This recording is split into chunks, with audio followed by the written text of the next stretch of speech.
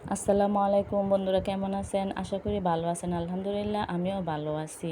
তো আবারও চলে এলাম আপনাদের মাঝে আর কি ফ্যামিলি ব্লগ নিয়ে। যে এখানে দেখতেছেন আমার টুনুমনি কি সুন্দর করে সাজগোজ করছে। এখানে লাল পরি সেজে বসে আছে, আবার এদিকে ইলমামনিও সাজগোজ করছে, হলুদ পরি সেজে বসে আছে। তারা এইভাবে কেন সাজগোজ করলে, কোথায় যাবে, তো আপনারা দেখতে থাকেন। আজকে আপনাদেরকে দেখাবো তারা কেন এত সুন্দর করে সাজুগুজু করলো। তো তারা কোথায় যাবে, তো তাদেরকে আজকে অনেক সুন্দর লাগতেছে। দুই বোনেরে তাদের অনেক ভালো লাগতেছে। তারা আজকে মনের মতো করে সাজগোজ করলো। তো আসেন দেখাই তারা কোথায় যায়। শাড়ি চুড়ি পরে, জুতা পরে একদম রেডি সেটি হয়ে কোথায় যাচ্ছে তারা এত আনন্দ করে। নিশ্চয়ই আপনারা এতক্ষণে বুঝে গেছেন তাদের সাজ দেখে যে এই সাজ কেন সাজে, কিসের সাজ। এটা আসলে মেহেদি তোলার সাজ। আর এদিকে এই যে সাদিয়া বেগম, তো ওরা যাচ্ছে ওদের পিছু পিছু, আমরাও যাচ্ছি ওদেরকে দিয়ে আসার জন্য। যেখানে যাচ্ছে ওরা, ওদের সাথে সাথে আমরাও যাচ্ছি। তো এই যে টনু কত সুন্দর করে তারিং নারিং করতে করতে নাচতে নাচতে যাচ্ছে, পিছনে পিছনে ইলমামনিও যাচ্ছে। আমরাও সবাই যাইতাছি ওদেরকে বিয়ে বাড়িতে নিয়ে যাওয়ার জন্য। আসলে আমাদের এখানে একটা বিয়ে আছে, আজকে গায়ে হলুদ মেহেদি তোলা।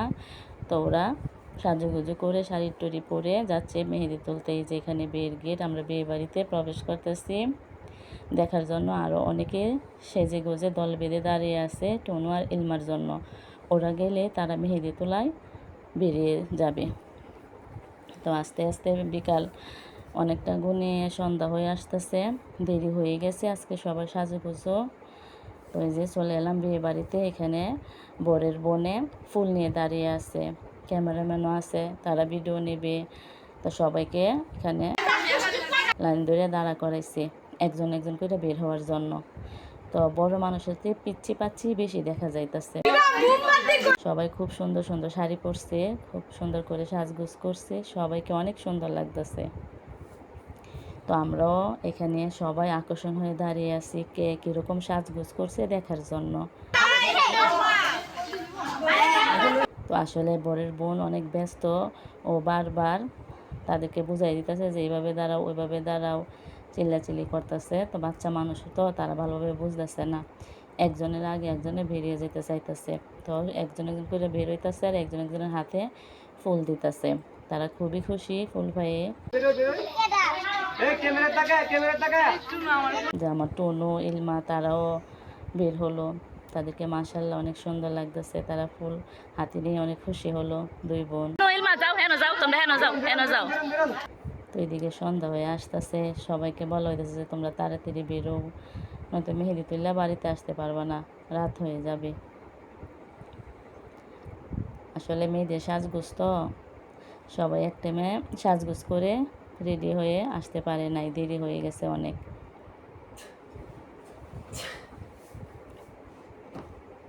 তো আমরাও দাঁড়িয়ে আছি দেখতেছি,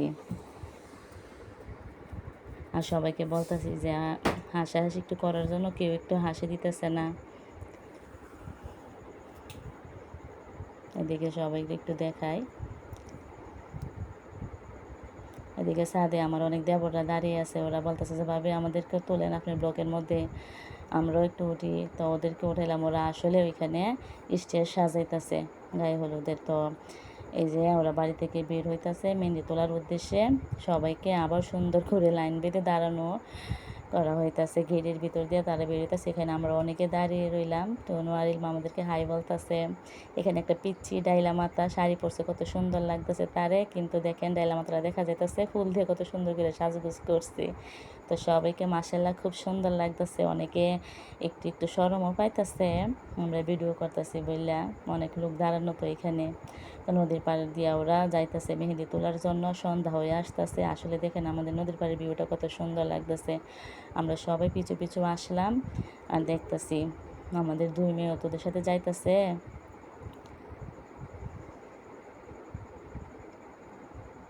তো ওরা সবাই চলে গেলো মেহেদি তোলার জন্য। এদিকে বা বলতেছে যে আম্মু ওদের শাড়ি পরে দেখে আমারও ইচ্ছে হইতেছে শাড়ি পরতে। আমি বললাম যে পরো। ও 2 হাত ভরে চুড়ি পরলো যে আমি একটু সাজুগুজু করি। আমি চুড়িগুলো নতুন কিনলাম, ভাইরাল চুড়ি।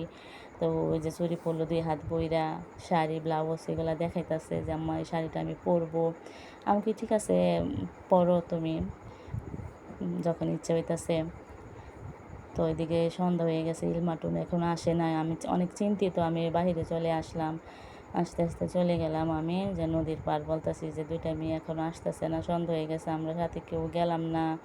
আমার কাছে অনেক একটু ভয় ভয়ও লাগতেছে যে দেখায় কতটা সন্ধ্যা হয়েছে। আমাদের নদীর ওই পার ভৈরব, কি সুন্দর বাতি দেখা যায়। তো ওইদিকে আমি দাঁড়ায় রইলাম ওরা আসে কিনা। নদীর পাড়ে দাঁড়ায় রইলাম, তো দেখতেছি যে এক এক করে সবাই আসতেছে। তখন মনে একটু শান্তি পাইলাম যে না, বেশি সন্ধ্যা হওয়ার আগে তো তারা চলে আসছে। তো ওই যে ইলমা টুনুরে দেখা যাইতেছে, ওরা আসতেছে, এসে আমাকে দৌড়ায় ধরলো যে আমরা চলে আসছি। আমি বললাম ভালো করছো চলে আসছো, আমি দাঁড়ায় রয়েছি। তো ওইদিকে দেখা যাইতেছে এবারও বাবাও, মানে টুনুর বাবাও আসতেছে। তো এখানে আইসা শাড়ি গুড়ি খুললা ইলমা আইসা জিজ্ঞাসা করতেছে টুনু কোথায়।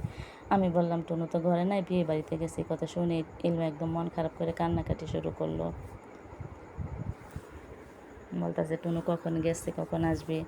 বললাম যে টুনু এমনিতেই গেছে দেখতে কি অবস্থা, কিন্তু ইলমা মানতেই রাজি না।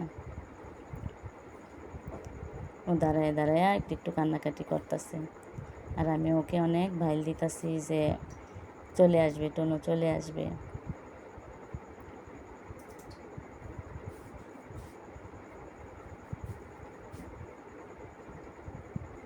এইদিকে টুনু চলে আসলো, বলতেছে যে আম্মা আমি এই যে চলে আসলাম।